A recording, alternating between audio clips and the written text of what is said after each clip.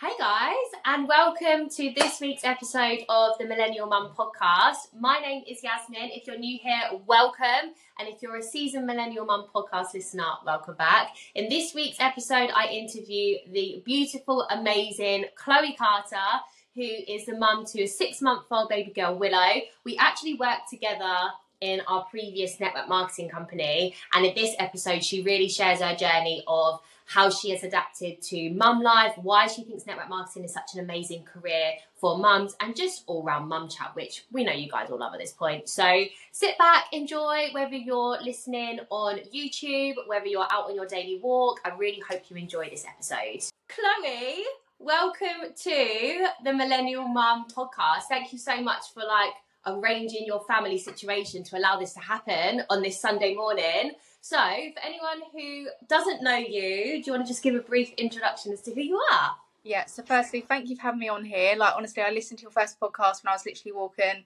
little one to her 8-week jabs, and then here you are, you're like, can you jump on? And I'm like, yes, of course I can. So I'm Chloe Carter. I live in Essex, so in Colchester, and I'm 26 years old and had my first child. So I'm a mum to a little baby girl called Willow in January, and me and Yaz were literally a week apart pregnancy-wise. It was a madness, right? And I hope you don't mind me sharing this, right? So me and Chloe were meant to meet up the beginning of last summer. We live at opposite ends of the UK now, and even when I hadn't relocated to Wales, we still live a couple of hours away from each other. And we were in the same network marketing business before. We planned to go for lunch, and Chloe just kept pushing me back. And I was just like, what is going on? Kept trying to arrange to see her, it just wasn't really happening. And then we pinned down a date. I knew I was pregnant, and I was really excited to tell her as someone who's very close to me. And I was like, yeah, right, I'm going to see Chloe tomorrow, we're going to meet up, blah, blah, blah. And she just was like, no, can't come, got a water infection or whatever you said, you weren't feeling very well. And then we had a phone call because I was like, right, I still just need to speak to you. I just feel like we haven't caught up. And I remember I was sat in the car in Milton Keynes shopping centre, and we were on the phone, and you just literally blurted it out that you were pregnant. And I was like, what the hell is going on? And I let you talk all your feelings. We were excited, we were emotional, we were scared. It was just so much going on. And then I remember saying to you, well, let's hope we don't have our baby showers on the same weekend then. And you were like, what? I was like, yeah, I'm pregnant as well. And then we were crying again, and then it was all just the whole thing over and over and over again. And now our babies are literally a week apart. It's crazy. And they were born on the same, on a Friday, which is just exactly 7 days apart. I know, and do you know what? I think your due date was before mine, a week or two before, 10 days or something. It was 10 days difference. But we were adamant, because Hunter was going to be my second baby, that I was going to have him before you were going to have Willow. But then you went early anyway, and I was just like, there's no way you're going to go early because it's your first baby. I remember it all so well. It's crazy. But I don't... Right, and now our babies are 6 months old. The time just goes so quickly. It does. But right, let's take it back right to the very beginning. So obviously I've just mentioned that we worked together previously, so we'll come on to that. But let's take it right back. You know the drill with how this podcast go now. So when you were little, what did little Chloe imagine big Chloe to be? And I feel like you're just going to come out with something really random. I don't think anyone would ever actually expect this from me, and I don't know why, but when I was younger, when I was older, I was like, I'm going to be a traffic warden. What? I literally, there was something about, I don't know, maybe at school, I followed the rules to the book, and I was like, I'd actually really like to be a traffic warden. What's a traffic warden? What? So, not someone that puts fucking... Oh yeah, puts tickets on cars. That was... Chloe! You are not that person. I'm not. Obviously, it never happened. I've never gone into any industry like that at all. And then I obviously went on to do drama and fashion, and that's the route I took. But as a 6-year-old kid, I don't know why, maybe my parents were rebels, but I was like, I'd love to be a traffic warden. I'd love to go and shove a ticket on their car. So yeah, I want to be a traffic warden. I out of all the things you could have said, I was not expecting you to say that. Yeah, no, honestly, I never even know where it came from as a child, but I don't know. I just thought when I'm older, yeah, I thought I could do that. Well, I know that your early career life was nothing related to that, because I know that we followed very similar paths. Like before we even knew each other, we actually have a mutual friend, and I'm surprised that it took our paths so long to cross. So, you know what I mean? Like it took so long for us to actually like come into communication with each other, because literally one of your good friends, was it someone you worked with? Was Sydney someone you worked with? No, so I used to go dancing with her when I was little. So you used to dance with her, and then I danced with her in sixth form. Like I used to see her every day. Like we literally like were so in each other's like school lives. So I just can't believe it then took another like 4 years for us to like find each other. So what was your first job? Like what's kind of like, in a nutshell, what was your like working career? So worked in retail, so just a simple sales assistant at Next in Colchester, and then after that I went on to do. So I then was doing my fashion degree at the same time, like locally, stayed local time, and then from there I went into like visual merchandising. So I was basically dressing mannequins, which me loving fashion was just my dream job. I'd go and pick outfits, put them on a mannequin, and then decide if I wanted to buy them. So I was in that. Funded like my shopping addiction, because I was like, okay, I can just dress the mannequin, I can decide if I want to buy it. You know, it suited me well. And then I love that. Finished my degree. I was like, right, I need a full-time job now. Like I'm not in the industry yet. Like I had talks with like River Island, where I could have like basically applied to be like a print assistant, but it was all freelance work and it was never like confirmed, and I just needed income. Like I needed to earn the money and start saving. Did you feel like, because you'd obviously done your degree, did the weight of like the debt, did you feel that? Because some people go to uni and like, oh, I know I'm never going to pay it off, so I just forget about it. Or how did you feel about that? So I was one of those who was like, I'm never going to pay it off, it doesn't matter. Right. But it's obviously once you leave uni, like you need the money, but you also need the experience. So it was like, what am I going to do? Am I going to just freelance and try and get like unpaid work for like months, roll on, roll off? Or am I actually going to earn an income and actually try and have a life? And for me, I just needed the money to like pay for my car and go on holidays. Like obviously I was with Brad at the time, so I wanted to live my life. I didn't want to be stuck at home like scraping the pennies, basically, you know, commuting to London for jobs that I was not getting paid for. So I was just like, no, this is the route we need to go down. So I went back to working at Next, but I went to a different store. So I went and worked in Chelmsford, and I went as a retail manager. So I was the ladies wear manager, but obviously like all my merchandising skills came with me. So I was responsible for the whole sales floor, put all the stock out, made it all look pretty. And that was that. And then after that, I'd done that for about a year and a half, and I'd left retail before because I just knew I didn't want the hours. Like I didn't want to be up at 5 a.m. for a sale on Boxing Day. I didn't want that life. Like that wasn't for me. I wanted to enjoy Christmas. I wanted to go out the weekend. I didn't want to work weekends. I wanted a Monday to Friday, 9 to 5, and to live my life. So after a year and a half and lockdown and all of that happened, I got a new job, and I now work in marketing, obviously on maternity leave at the moment. So I work at a college, and I basically do their social media, their PR and comms, their website, everything. I'm like a one-man band. I've got 3 strings to my bow, and there we are. So my job role is quite intense, but that's obviously like my day job. And then obviously I've been in network marketing now since July 2021.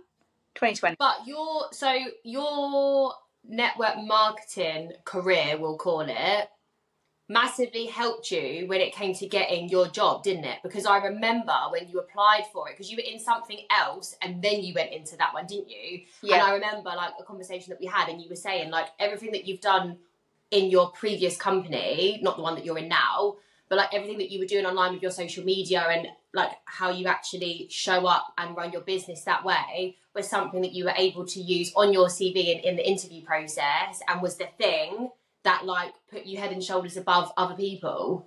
Yep. So literally my interview, when they were asking me about, you know, what experience you got with social media, I said I run a business online. I could state how much I'd earned. Like I had tangible evidence that what I was doing was good. They could see my social media. I know obviously I was marketing like products. It was obviously different to marketing a company and like courses, for example, but they could see that I knew what I was talking about. I knew how Instagram worked. I knew what you had to do to make it work. And yeah, basically my whole interview was me saying, well, in my network marketing business, and that's literally That's literally how I got the job. And But how crazy is that? Because like I'm sure when you started in network marketing in July 2021, you had no idea that the skills that you were going to learn and the way that you were going to show up and the things that you were going to do day in, day out in your business were then going to actually help you in the real world. I know that sounds ridiculous, but like actually in like a physical job as opposed to doing it online. So if you could sum up network marketing in like a couple of sentences to someone who's listening to this and thinking, what the hell are these girls talking about? Like, what is network marketing? How would you describe it? So for anyone who has social media and goes on there and promotes a product they like, you could be earning from that. And it's as simple as that. So for me, like, I'm sure most people would go on and if they like a top, they'd say, oh, I got it from Topshop. Oh, I got it from ASOS. They'd tag a hotel they went to. They'd recommend their friends to a holiday they've gone on. They'd recommend friends to a makeup product they use. They'll recommend people to a certain, if they go in a shop and see a new Terry's chocolate orange out, they'll promote that. So it's literally just anything that you would already promote yourself because you love it, you have a genuine love and want for it, and if you are just sharing that with other people, you could be earning from that.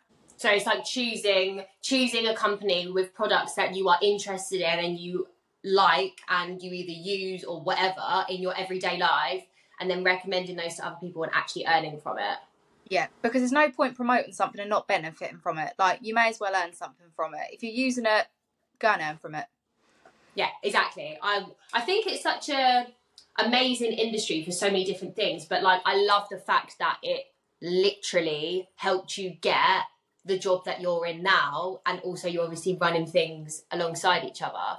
So we worked really closely together in our previous company, but now having this conversation, we have both spread our wings, have left that previous company, and now are both in two different companies. So you're in like a skincare company and I'm in a hair care company. And it's just crazy to think like, I remember when we were working closely together in our old company at the beginning of last year, and we did like a big 90-day run and it was a massive push. And I remember you literally saying, no, yeah, it's like, I'm thinking of leaving this now. Like, this is not a bit of me anymore. And I literally like cracked the whip, got you to stay. You had sick 3 months. Like, you absolutely turned it around. But clearly your heart wasn't completely in it and you had to make a decision that was ultimately right for you. And obviously this was before... No, when did you leave? So I left my previous company when I went on maternity leave. So that was like December time. But then I didn't technically return, if that makes sense. So I went on maternity leave from that, even though obviously I was just picking it up alongside. Yeah. Officially left in the March. I feel like you left so much sooner. Like, what I was about to say was that you left before you were pregnant, but that's clearly not the case. So just talk to me about that. Like, how did you make the decision to move? Like, was it easy? Like, how was that process for you at the time of your life when you literally knew that within like a couple of months you were going to pop a baby out? Yeah, so I was prepared that my whole entire life was going to change, and it always stuck with me when you had Finn. And I literally remember you saying it felt like an out-of-body experience, and you felt like you changed as a person. Like, it's a madness. And that literally stuck with me. So maybe you were part to play with it, who knows? But I remember that sticking with me. And so the company I'm with now, I've been using the products for like... Today I've been using them for like a year and a half. So I've been using them for a long time, alongside obviously using the products in my previous company.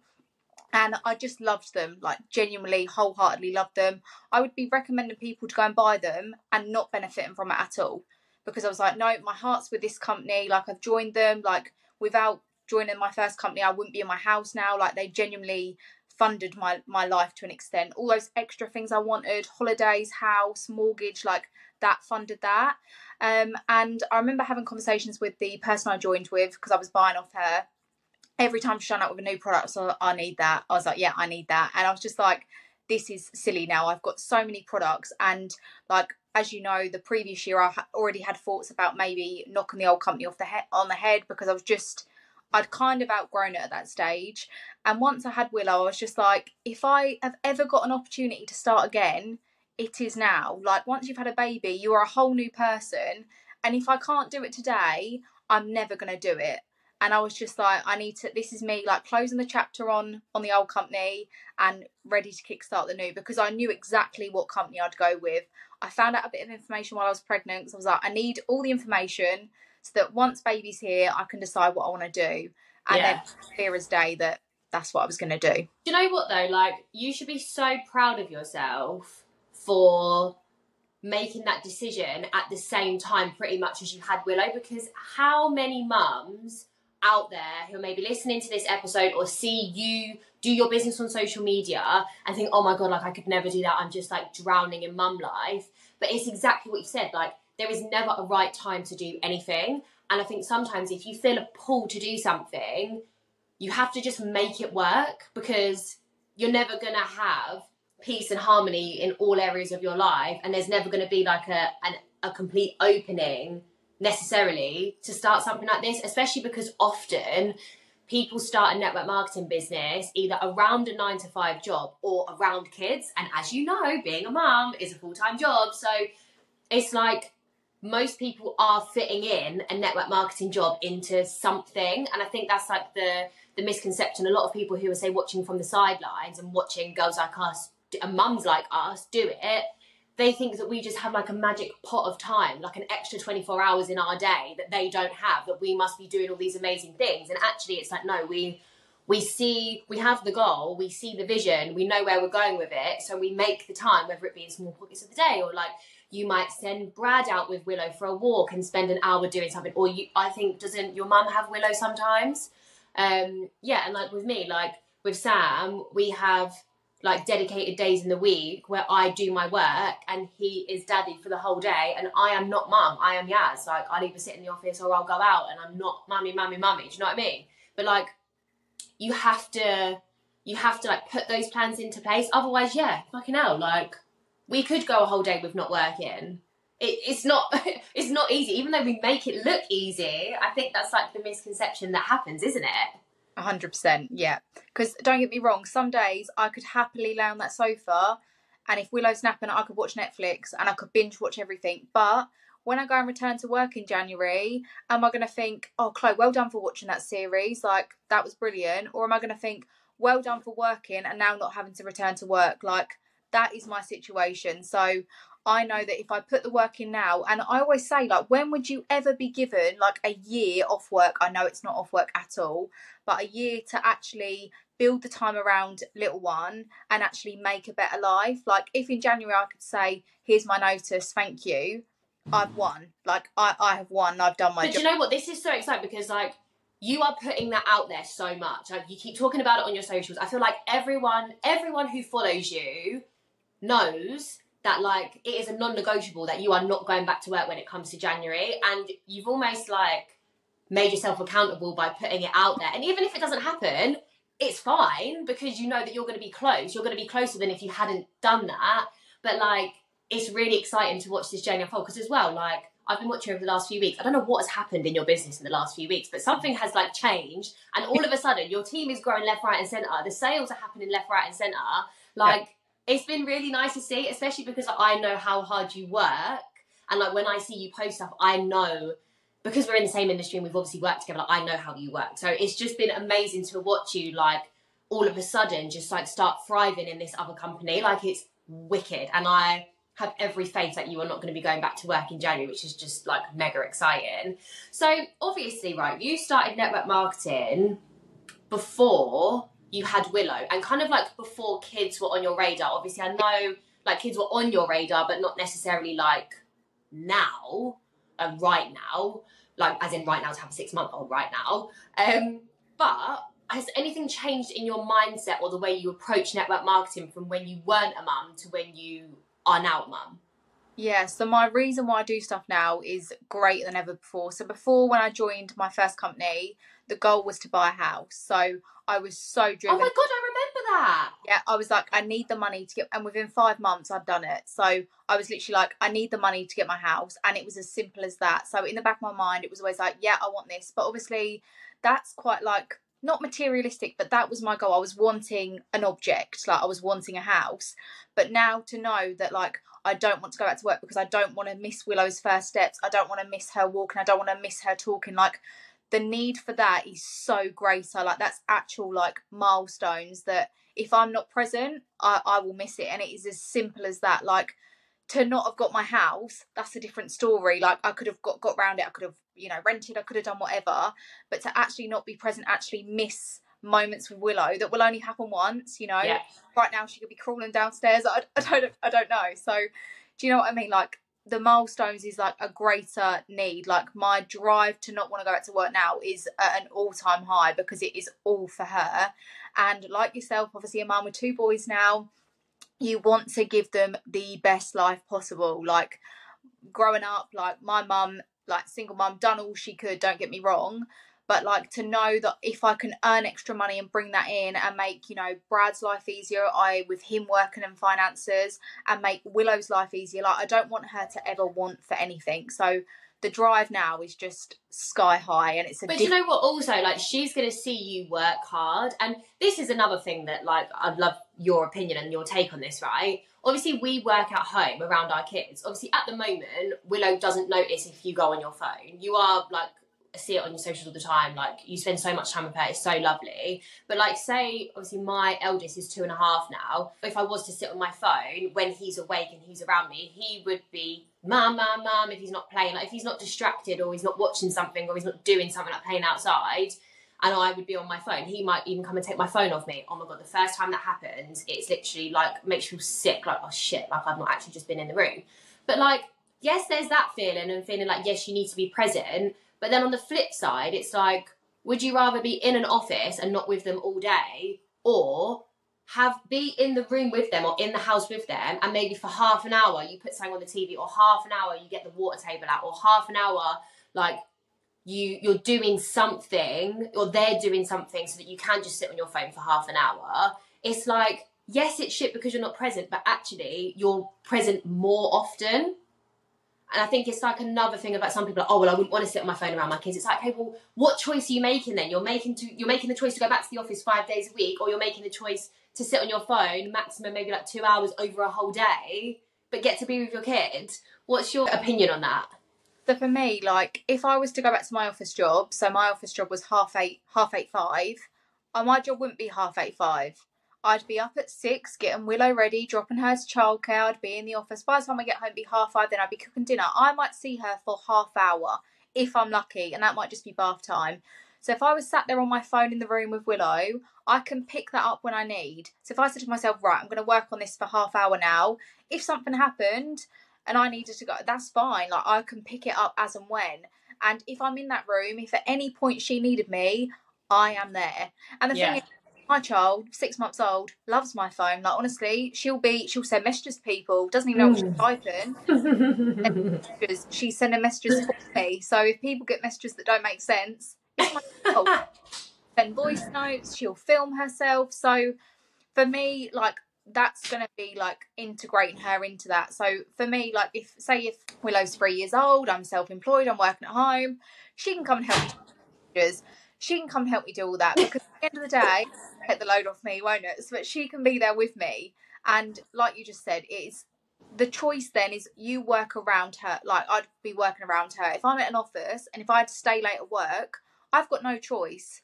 If I want a day off work, if Willow was sick, I'd have to, you know, call in sick. I'd have to say I can't come in today. I then have to stay later. Like, life of like freedom and being able to work around her with a phone is so much easier. Like, I could be anywhere. I could be at soft play. I could be having a coffee. I could be anywhere I want. I could be shopping probably, but I could be anywhere and work that round her. Whereas in my office job, I probably would not be able to. So, like, that sacrifice of, like, the half an hour or the 2 hours or whatever it is, like, on the sofa when she's in the room is the smaller sacrifice than obviously going back. So when it comes to, like, the benefits of network marketing for mums, if there's anyone watching that's kind of sat on the fence, they're thinking, oh my God, yeah, like, I've bought from Chloe before, like, I love the products, but I just don't really know, like, if it's for me. What would you say, like, the main benefits are for mums in network marketing?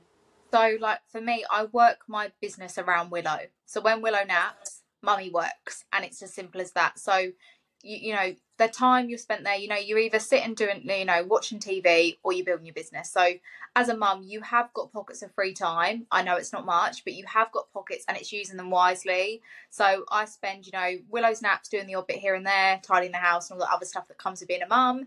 And then in the evenings, obviously I've got the free time to bed. So as a mum, like, you have got the drive to want more. And I know I have people message me all the time saying, oh, I can't do what you do. Like, trust me, I felt exactly the same when I joined. If I look back at my first video now, I'll probably be sick. Like, but everyone has to start somewhere. And being a mum, like, the level of want and desire you have as a mum, like, you want it for someone else. It's not even for yourself anymore. And it's really silly if you don't utilise that time that you're given on maternity leave, or if your child is, you know, at nursery and you've got the odd time here and there. Like, if you use that wisely, you could benefit, you know, your family, yourself, your, you know, being more present with your child, if you could then drop hours at work and stuff like that. So yeah, being a mum, like, you need to, like, you literally need to. And you know what? It's funny because I will never forget the training that you did when we were in our old company together on the training hub that I built. And you went just fucking in, basically, about people who say they don't have time. Yep. You literally, like, your biggest pet peeve, whatever it's called, like, when it comes to excuses of people in network marketing, is you cannot say that you don't have the time. And this was before you were pregnant. This was, like, way before any of this stuff was going on. And, like, you were just so passionate. You were almost, like, spitting as you were, like, talking. Like, you were just like, this is just not a thing. Like, it's about priority. And I think that's the thing as well. Like, when you learn to not say, I don't have the time, and change it to, that's not a priority, I think it just switches your mindset, because you know, actually, no, we all have the same 24 hours in a day. And do you remember when Molly May said that on a podcast and everyone went fucking mental? And it's like, no, actually, let's just rewind a second. Obviously, we're not at the level of Molly May, but we can say it because we are busy mums and we run businesses, and we've both had a similar upbringing with single mums.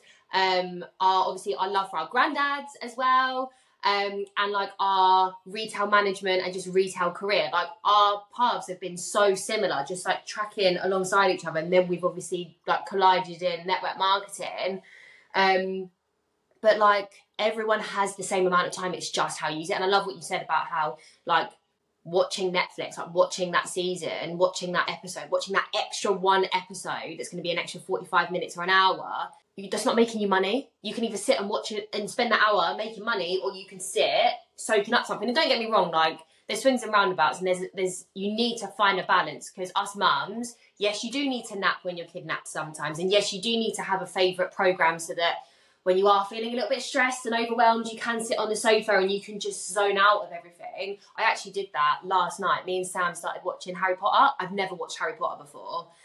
So I needed to, like, kind of see what the hype was. And for the first time in what feels like forever, I felt really relaxed. And I actually, like, laid on him and he was, like, stroking my hair, which I'm quite, like, masculine energy in our house. So I don't really do the whole cuddling thing. I'm just not really that kind of person. But I actually just felt so relaxed, and it was so nice. And I thought, wow, like, as much as I build my business and I'm work, and I'm providing and I'm family and I'm, yes, like, kids, craziness, like, it was just a nice little reminder of, actually, I need to remember to slow down. Yeah, and I think, like, for me, so I normally use, like, I work in the day, and then, like, from 8 o'clock, it's like phones off, us time. And it is nice. And I think some people think, like, oh my God, Chloe has worked 64 hours today and there's only 24 hours in the day. How's she done that? Like, no, if someone actually asked me how long I've worked on my business, I think they would be shocked at how, if you use your time wisely and do, like, 10 minutes here, 10 minutes there, 10 minutes here, 10 minutes there, you have built your business that day. It's just being consistent. And I was watching a training the other day in the network marketing company I'm partnered with now, and someone done training, and this just spoke to my soul, because you know I'm the advocate for everyone's got time. And she literally said, have you had time to go to the toilet today? Have you had time to eat today? Have you had time to shower today? Like, yes, because that is your priority. Like, that is a basic human need and want. And, you know, it's up to you. Like, if in this moment here you're thinking, oh, right, today I'd rather watch Netflix, like, that's fine. But if you're choosing Netflix every day and not choosing to build a business, you're going to be no better off. and you're going to have less time, less money, you're going to have less everything, because you'll keep sacrificing and choosing, you know, the thing that less favours you really in the long run. But people would be shocked if they said to me, Chloe, how long do you work on your business a day? And I gave them a figure, they would be like, okay, maybe I can do it. Like, if you can do it, so can I. And I always say that, like, I'm a normal girl. Like, there is nothing special about me. There's nothing different between me and anyone else in the world. I'm a normal girl, but I can see what I want and see the life I want, and know that network marketing can pay me more than my corporate job would. So it's a no-brainer. Absolutely. And I think as well, it's about what you just said there, the word consistency. And I know every network marketer rolls their eyes when it comes to this, but literally, you are going to get greater business results if you work on your business 1 hour a day, every day for a whole year, than if you worked 8 hours, 1 day a week for a year. If I was on my social media today and I show up and I'm posting about Willow and I'm posting about my life and I'm using my skincare products, and then tomorrow I think, oh no, I'm not going to do it today, people might decide, right, today is the day I want to purchase. Like, I'm ready, and they go on my social media and think, oh, Chloe's not here today. Oh, is she still doing it? Oh, it's like, okay. Oh, I remember Sarah posted about that. I'm going to buy from Sarah. So it's literally as simple as that. Like, showing up every day in smaller quantities is better than saying, right, I'm going to work 24 hours on a Saturday because I've got 1 day off. Yeah. Like, small tasks every day is just the way forward. It really is. Definitely. The other thing that it kind of goes along with the same consistency part is people feel like they have to be the best to join, or like they have to know like everything about a specific product or a specific ingredient, or everything about everything that the business offers to start and be successful. But I will never forget something that one of my mentors once said to me, and it was, you don't have to be the best, you just have to be the best known. So it's that whole thing of what you're saying, like showing up a little bit every day, so that when someone thinks about the skincare that they want to purchase, even though there are probably hundreds of thousands of business partners in the UK in a specific company that you're partnered with, out of all of those people and all of the people they probably have on their social media that is partnered with exactly the same brand, using exactly the same products as what you use, you are going to be the go-to person because you are the best known, because you've been the loudest, and not necessarily like the most annoying loudest, as in like constantly shoving it in people's faces, but just even, I love the way that when you like maybe have a bit of a chat in the mornings or a chat in the evenings when you're doing like your double cleanse, like you won't even mention the products that you're using, but you'll just be talking. And I think that's just like the reinforcement of people like, okay, yeah, she's still using this. Yes, this is how shit hot this is, because even at the end of a busy day, this is what she's using. Do you know what I mean? And that's the kind of the side of the business that people don't see, because when they're watching, they're listening to what you're saying and subconsciously taking in what you're doing, but you're not like overtly going, I'm using this and these are the benefits and this is what you should do. You should change your head every 3 months and da da da da da. Do you know what I mean? Literally. And I remember, like, since being a mum, it's so different. But when I come on social media now, I'm coming on to actually speak to mums, basically. So everyone who followed me would know that I breastfed Willow. They would know that I was sleep deprived for 6 months. They would know all this random stuff about me. They'll know when, you know, Willow laughed for the first time. And in that, I integrate what I use, because I use it every day. So it doesn't feel like you're selling, because you just love and use what you're using, and you're showing up all the time using it. So yeah, it's just a really easy way that I've like integrated it kind of into my life and social media. And it does seem really natural. Like, massive credit to you. It does seem really natural. It doesn't seem forced. It doesn't seem like you're talking about something that you really don't want to be talking about. Do you know what I mean? Like, it seems like it just very much fits into your lifestyle and your interests and stuff. So just to end the podcast then, if you could give one piece of advice to Chloe, who just found out she was pregnant, in terms of like advice for your working life, what would it be? So Chloe, when she found out that she was pregnant, was petrified. The thought of giving birth scared the life out of me, but here we are, we've done it. It was absolutely fun. Woo! And I would just tell myself, like, just keep doing it. Like, if something doesn't serve you anymore, leave it, move on. Find what you're passionate about, hone in on your skills, and just do it. Like, honestly, just do it. Because I always say to myself, like, give me shivers. If I go ahead and I don't do it, like, my life is not going to change. Like, if I don't try something, I'm going to be stuck in the same place. So like nothing comes from your comfort zone, like it doesn't. I've had to step out of mine so many times, including this podcast, and people probably look at me and think like, oh, Miss Confident Chloe. Like, no, it's probably just my drama GCSE kicking in.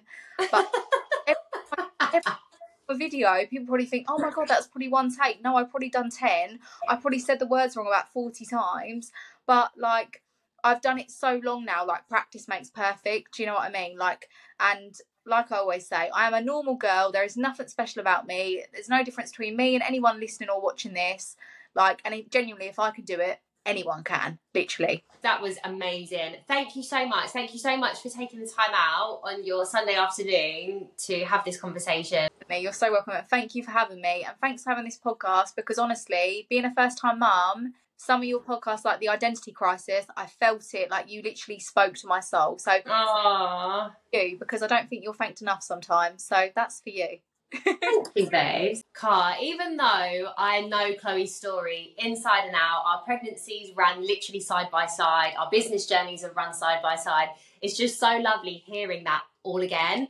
And from my perspective, I've loved watching her grow from just a woman in network marketing, chasing dreams of getting her house, which she then did very quickly, to now being a mum in network marketing and seeing everything that she's achieving. So I hope you enjoyed this episode as much as I love chatting to Chloe. If you did, please make sure you share this episode to your socials. I will drop Chloe's Instagram handle and social handles in the show notes in the description so that you can reach out to her and follow her journey more as it unfolds. Until next week, guys, thank you so much.